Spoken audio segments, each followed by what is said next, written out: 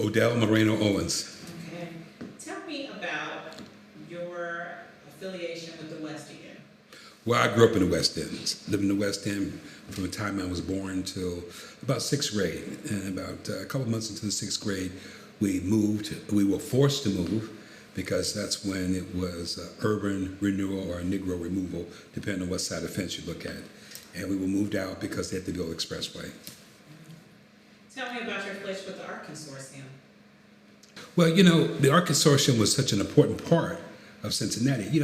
Every area, every culture needs to have something that they can relate to, that they can call their own. And that was the role that the Art Consortium played. And it really helped to introduce, I think, not just younger African Americans, but also more middle class African Americans to the whole world of art and the collective art. So tell me a little bit about your art collection. Well, I started with just some prints. The people who probably influenced me the most was two individuals who had an art store in Swifton, Mark Pastor and Beaumonte. Yeah, they influenced me because one, they had a lot of art in the store, and they began to bring very famous artists to Cincinnati. And I had the good fortune to know Gilbert Young, and it really, when Gilbert was working for the University of Cincinnati, I was really proud because Gilbert was the restorer for the university collection. And that was huge. And then through meeting Mark and Beaumonte, was able to get Jacob Lawrence to come to my house for breakfast. He was part of the Harlem Renaissance, one of the most famous Harlem Renaissance artists. So that was just a thrill to have them there. And Catlett and other black artists, when they would come to town, would come to our house for breakfast. So that was an added advantage, including Maya Angelou. Oh, that was just an incredible experience. I was on the board of the University of Cincinnati, and she came to Cincinnati to speak for a scholarship that the UC has for African Americans.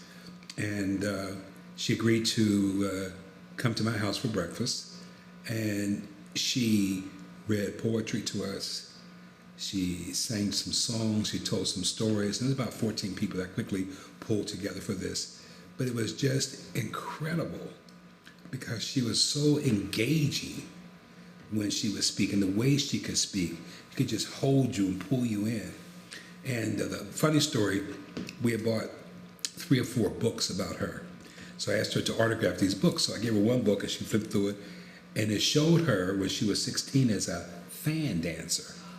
So it was so funny because, she's just very lofty, and she kind of dropped a little bit and said, I didn't give anybody permission to put me in this book. Because, but then when CET did a documentary about her, they talked about it. She talked about being a fan dancer at 16. But for that day, she wasn't prepared to let people know that side of her.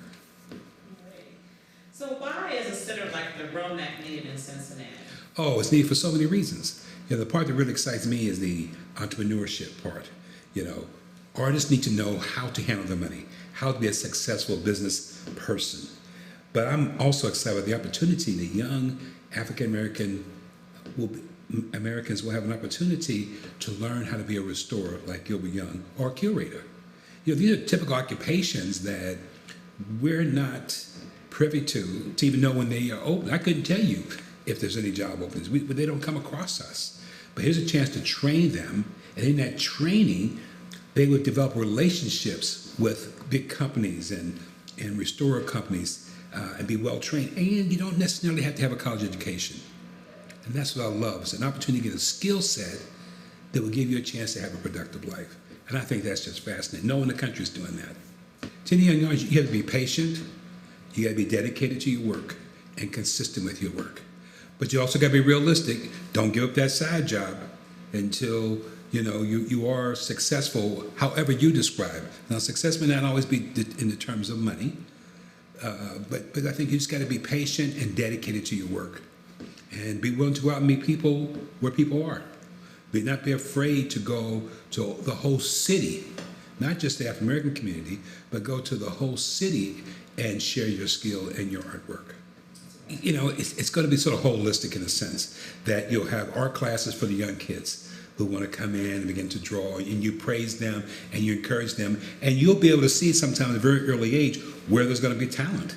And that way you can begin to identify them and encourage them, along with their parents, to nurture those kids that really show not only the interest but the talent. But at the same time, there's going to be exhibits of artists. I may give the museum some of my paintings. And people can come and look at some Harlem Renaissance paintings. So there'll be something for adults. It will be something for college students who want to be an entrepreneur, who want to be an artist, yet they want to really hone their business skills. It's just like athletes. Athletes have this great athletic talent, but they have never been given the business sense. No one watches their money the way you should be watching your own money. And that's why I think the center will do that. But also it's going to be a source of pride for the West End. To have this center, which I'm telling you, within a few years will gain national attention. You're going to see a story about this on a Sunday morning when you're drinking your coffee, eating your breakfast, saying, hey, that's in Cincinnati, because it's going to be so unique and so successful. Thank you so much. Okay.